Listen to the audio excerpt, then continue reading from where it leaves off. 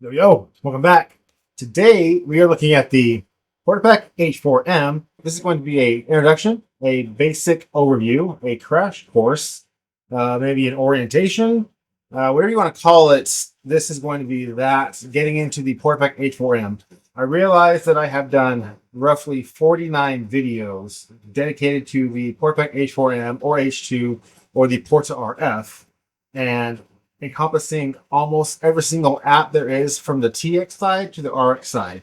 And the one video I have not done is the basic overview or the crash course. So diving into it, we're going to be discussing the PortaPack H4M and how we get into this guy. So if you don't know what this is a HackRF board and a PortaRF married together to create the PortaPack H4M. There's also the H2, and then there's the PortaRF. They are pretty much all in the same. There's a few different variations in the boards, the batteries, and a few other features.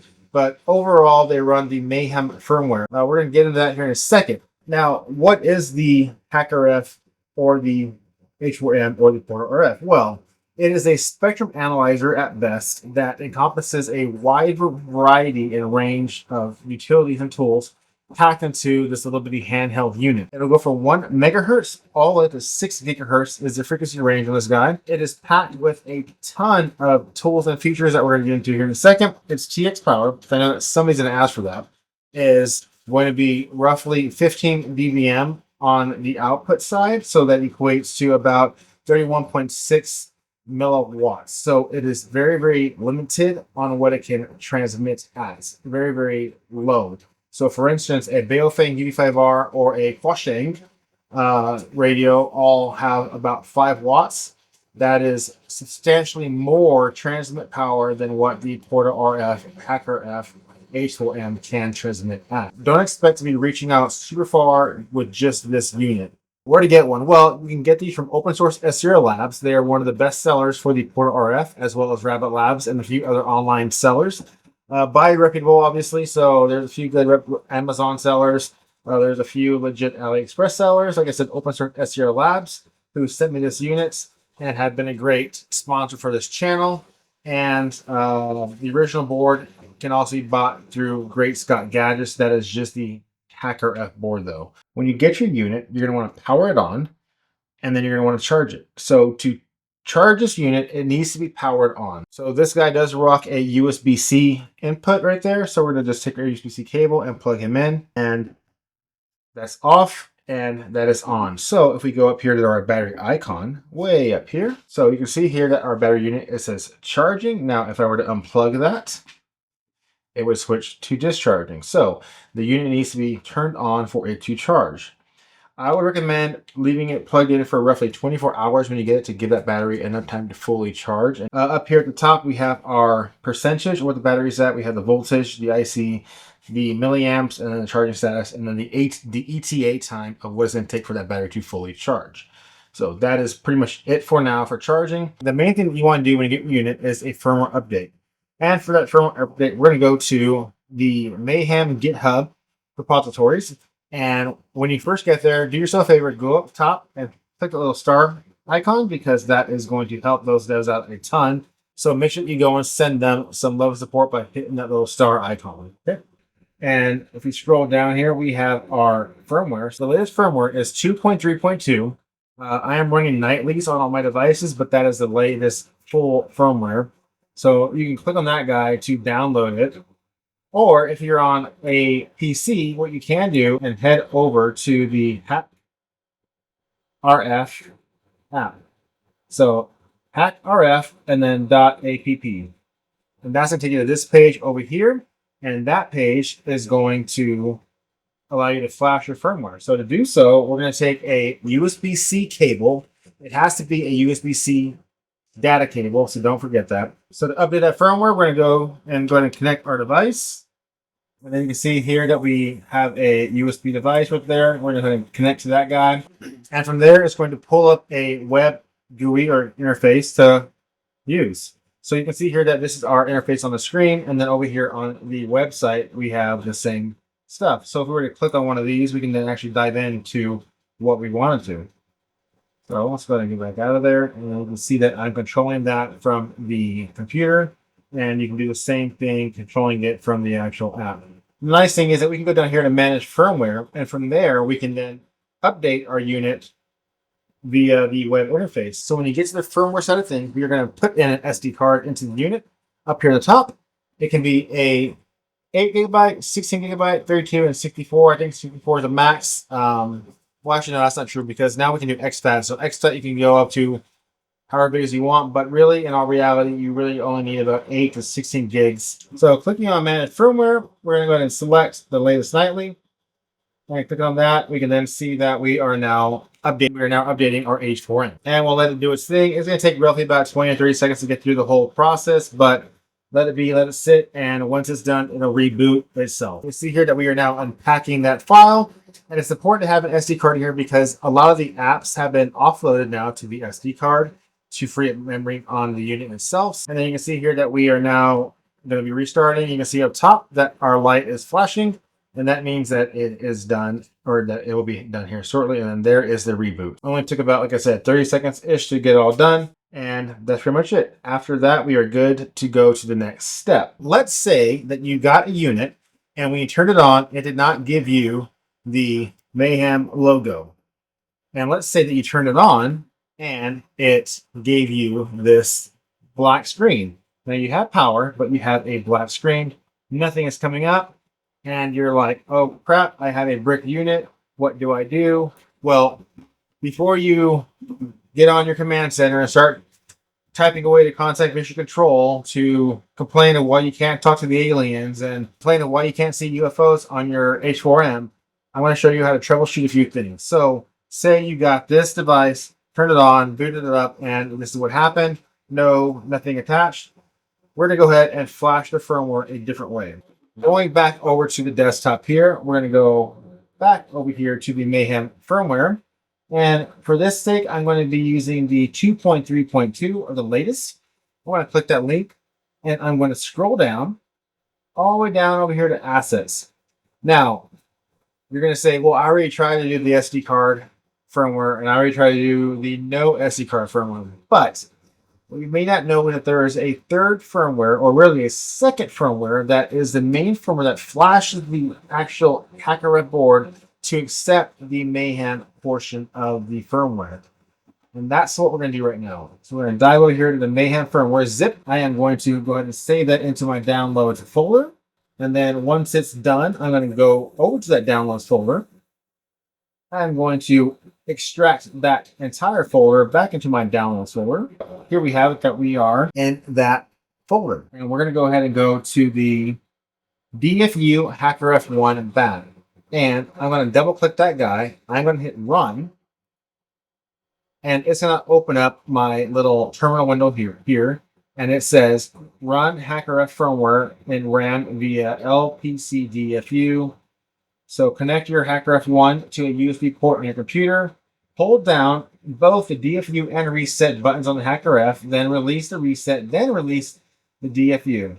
And then hit continue. So if you're wondering which one's which, this right here, the first away from the casing is your reset. The second one towards the middle is your DFU. So it says to hold down DFU and reset. So we're going to go like such, hold those down. We're going to plug in our cable. We're going to release the reset button and then the DFU. And then we're going to hit continue over here on the keyboard and hit enter. And just like that, we have just flashed our firmware for the HackRF to the board there. And you can see that because obviously it's in HackRF mode. That little icon means that your board is ready to receive or is in HackRF mode. Now that we're there, we're going to go ahead and close out of that bat. We're going to go ahead and go to Flash PortaPack Mayhem bat. Double click that guy. Go ahead and hit run. And let's just go ahead and hit continue. And there we have it. We have just flashed that firmware, and we can now exit that. And once we're done, we should be able to turn this guy off, unplug it, and then when we turn it back on, we should be in a stock version of the Mayhem firmware. And just like that, you just flashed your supposedly bricks PortaPack H4M. Now we can go back to the HackRF app. Let's go back over there to that screen. Let's close this guy out. Let's go ahead and close this window out, and we're back over here to the HackRF app. And we're gonna hit refresh. Let that page reload itself, and we should be on the Mayhem screen on both devices. That's what you want. Now let's scroll down, manage firmware, and let's go ahead and go to update to latest firmware. Now, I'm not going to do that on this device because I don't have an SD card in it, so it won't really do much because there's no SD card in it. But that helps you troubleshoot your H4M PortaPack if you get it in a state that is a black screen. Before, like I said, you decide to contact customer service support and send your device back, which you know, if we're in the US, they come to me to then fix your problems and then resell them for open source SDR Labs. So before doing that, go ahead and try those steps down below, because that may help you and help me and help open source SDR Labs. So that is how you troubleshoot and kind of move around your PortaPack H4M and getting it past that black screen, the brick screen, whatever you want to call it, and into a functional unit of Mayhem. So now that we're done with that unit, I'm going to put that one off to the side, and we are going to continue on this journey of going over the rest of the HackRF PortaPack H4M. Once we are there, we've done the battery. Well, we've done the flashing. We've done the battery. Now we're going to go ahead and calibrate. So to calibrate your device, and to calibrate, that's your touch screen. You know, that's where you touch the things at. We're going to go to settings, calibration right there. Obviously, it's not calibrated because it is not registering my fingerprints or my finger touch. So we're going to go ahead and go calibration and touch target to calibrate hold position using stylus. So we're going to go ahead and tap and hold with the stylus. So I want right in the middle of the X, hold. All right, now we're going to get one more time. And apply calibration, hit OK. Now we should be good to use our little fingers to touch around, and it should be pretty much where we want it to be. So if I go to settings now, app settings, settings, there we go. Now we are back to the main screen. So that is how to calibrate your H4M. Now you can use your finger, works either way really, but to kind of get that fine little details, I would recommend using a stylus. Now we're going to go into a few of the apps that I would recommend learning to learn more about frequencies, RF, spectrum analyzing, and whatnot. So we're going to go ahead and receive, and we got ADS-B. So ADS-B is the system that airplanes use to ping and say, phone home, hey, I'm up here, I'm going yay way, you don't hit me. Or it's a kind of transceiver system that allows planes to see which way, headings, bearings. There's a lot of data in them. Again, I have a whole series on pretty much every single app you could think of. If you want to learn more about any of this stuff after this video, go down and binge watch the 49 videos that I have, and you will learn a ton. At least I hope. At least I think you will. I mean, I learned a ton. So, anyways, ADS-B, and here we're gonna now. It's late in my area. There may not be any aeroplanes flying over my head. I don't know, but we can go ahead and adjust our LNA and VGA. So LNA and VGA are your gain. So you have your low noise amplifier, and then you have your variable gain amplifier. So adjusting those two things is going to help you out a ton when it comes to receiving. So what I recommend doing is go ahead and double tap that little button up here, the one that we said is a DFU button, right? Double tap that guy, and it's going to show your radio settings. Now under your radio settings, right here, we have our RX status. That's the one that is the 5. You can see it blinking there. That blinking is normal, so, but we know that, so we can actually still scroll around even though that's blinking. So I am currently selected on my LNA. I'm going to start bumping my LNA up and just rotate my wheel and watch that number go up. So I'm going to say, let's go to 40, and then we're going to go to about 42-ish, 44. What you're looking for is, as you're rising those two up, is that you would like that status there to be between 60 to 80 is kind of the sweet spot. You don't need to be 100%, but that 60 to 80 spot is really good. And also, it's going to depend on what antenna you have attached. We're going to get into antennas here in a second, but that's kind of how you adjust your LNA and VGA to a really sweet spot. So we're going to leave it there. Now, the other area is your amp. Now, you don't really need to use your amp for a lot of things. If you're really having a hard time reaching out and kind of receiving a signal or transmitting a signal, then you can use your amp. But the amp is a very finicky subject. So, for instance, let's say that we have unit, our H4M, right here, and I have a radio right here. Now, let's say I decide to cue my radio to see if I'm receiving that signal with my H4M. Don't do that. Not in this vicinity. You're gonna at least want about 1 to 2 yards. So roughly, what is that? 6 to 10 feet, if not more, before you do it, because you will fry your amp. At least on a stock HackRF board. Oh, well, hey, we got a little airplane there, by the way. Anyways, so if you're going to queue up that close to your PortaPack H4M with a radio, you are going to fry your amp. Ask me how I know. I know because on this one right here, this is my original H2. Well, it's an H4 Case now, but it was a H2 because it's got a green backing board and it's got micro USB-C. This one right here, the amp is fried. And I can show you that. All right, so over here and looking glass, we're gonna find a frequency that we can kind of listen in on. All right, there's something right there in that 297 man. We're looking at the 398 megahertz area. You can see a green line right there. If I go over here to my amp, which is way down here, and I flip this guy on, you can see that I am getting nothing because my amp is fried on this unit. So, if you're worried about your amp being fried or you think your amp is fried, here's our favor. Go to any app that you can receive on, find a frequency that shows green, turn your amp on. If your amp is on the one position it's on, if your screen then goes blue and there's nothing, your amp is fried. So, that is how not to fry your amp. And again, the amp's fried fairly easily on these units, so be aware of that. All right, moving back to other apps that we are looking at. So here we have an aeroplane flying over my head. Right now, its speed is 419 miles an hour. You are just a menace. Speed is 419 miles an hour. The age there is, that's your seconds and ages, so it's still getting a lot of good hits. If you go to that area, we can then see more details about it. This is an Alaska Airlines airplane being operated by the United States, and the altitude is 32,000 feet. The latitude is 46.6 by a long of negative 112.1. It is way up there in the aerospace area.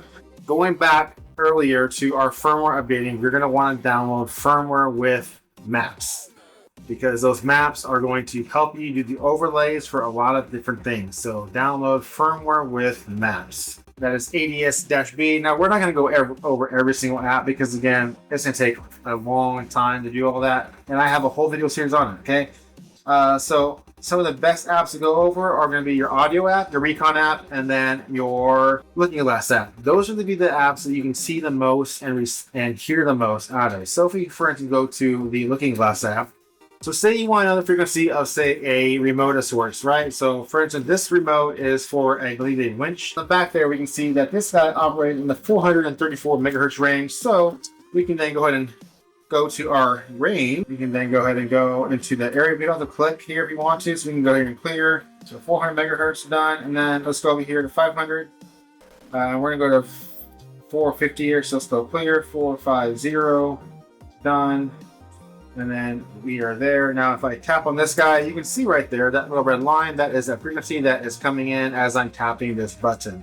Now, from there, we can actually go down, and then we can start dialing that marker back. So if you can see there at the top, that little red arrow is your marker. So as I hit this, I can then find exactly what that frequency is on as I'm hitting it, and we are right there at the 434.8542, rounding up 434 megahertz.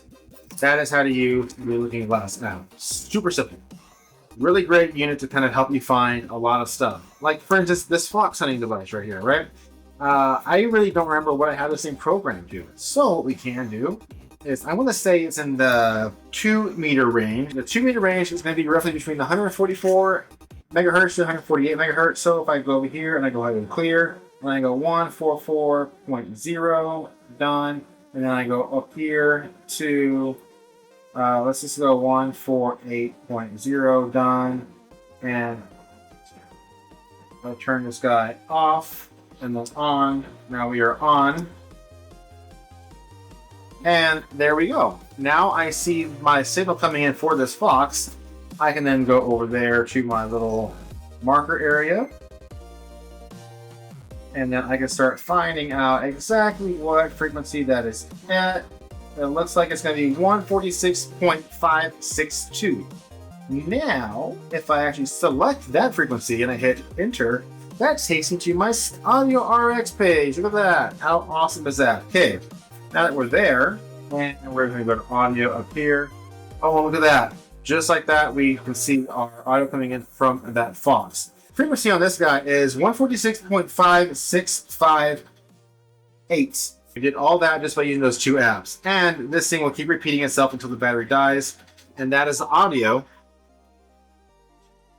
that the Fox is transmitting out. So that is pretty much how to use the audio portion of the H4M. So again, that was using the Looking Glass app and the audio app to find that frequency, because again, I forgot it. So simple as that. And obviously, if you didn't know what a frequency was in the app, you could broaden your spectrum there on the Looking Glass area and then kind of go really wide and then fine tune what you're looking for as it's being transmitted. So that is really, really an awesome way to use those apps. And again, that was just two apps, man. We're like not even scratching the surface of all that is packed into the H4M or PortaPack. All right, so moving on from the apps now, because again, I'm not gonna go over all these apps. There's too many of them. That's just on the that's not even on the receive side. That is just like off the main home screen. Like on the receive side, we did ADS-B briefly, but we have a ton of other features there: RTDY, SSTV, ACARs, ERT meters, detectors, levels. Like the list goes on and on. There's even a fox hunting app, I believe, still. Now, where are we at? Speaking of antennas, I recommend 2 antennas for this guy for the receiving side of things. The stock antenna that comes with the unit is actually pretty decent. If you're diving into the unit further and you want to kind of figure out frequencies and the antenna lengths, there's actually a antenna app on here. So under utilities, let it load up, we have a antenna length calculator. And from here, we can actually use a few different features. So we have quarter wave, we have a 3/4, we have 1/8, 3/8, 5/8, and full and half. So we have a lot of different options to choose from the type of antenna that you want to use. What you're going to do is you're going to punch in your frequency up top. You're going to go ahead and go into the metric side of things, and then it's going to tell you what your line needs to be at for whatever frequency you need, right? Or if you're actually using the Hacker Gadgets or the ATN 500 or the ATN 700, this is an ATN 500 right here. This is a really great SDR antenna. It's very, very simple. It is a little fragile. It's pretty bendy.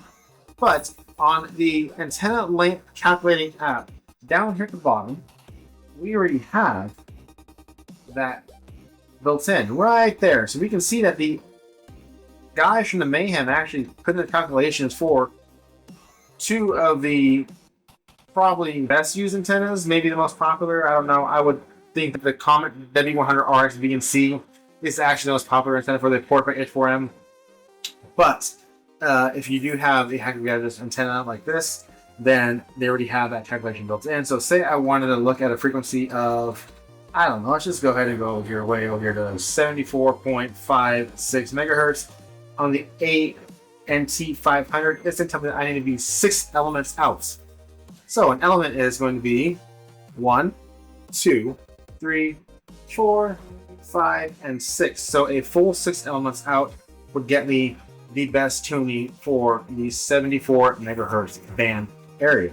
Now let's say I change that, right? And I'm going to go ahead and do, let's say ADS-B, right? So that's going to be roughly, what's the math on that? Let's just go to, I don't know, 980-ish. We're going to go ahead and go to megahertz. and that's going to tell me that I need to be at half an element. Well, you really can't go half an element because ADS-B is such a high frequency area that you really don't need that big antenna to reach out and touch it because it's just there. Which is why we're receiving all of that off of the Comet W100RX BMC antenna that's already attached to it. We didn't have to be 1,000 elements out to it, right? Let's get out of here now. Let's go back. We're out of that. So that's utilities. And that's pretty much that for what we're looking at today. And again, the ANC 500, 700, or my personal favorite is the BNC W100RX. That is this guy right here. I love these guys because they are quick disconnect BNC connections. That is that for antennas. I know people are going to ask, because they always do, but we are going to talk about peanut butter and jelly, or peanut butter and jam. I say that as a little caveat because people are going to ask about jamming. They want to know about jamming if the PortaPack H4M can jam. The short answer is yes. The long answer is no, because it is such a weak spool, only transmitting at roughly 15 dB. So that's 36 point. What was my notes there? That's 31.6 milliamps, right? That's or milliwatts. Like that's nothing, right? You're not gonna be able to do anything with that. And besides, like, why do you want to jam? Like, it's stupid. Okay, so no, don't use it for jamming. Dumb. Okay, there, said it. That topic is out of the way. We went over pretty much a lot of the stuff. We went over the do's and don'ts, right? The do's are have fun, receive, enjoy, all that you can do with it. Know the frequency of what you're transmitting on. Do not transmit on frequencies that you do not have the privileges to transmit on. Don't do it. It's stupid. It's illegal. Don't do it, okay? I am a ham radio operator of a general class that gives me a wide variety of ranges to transmit on.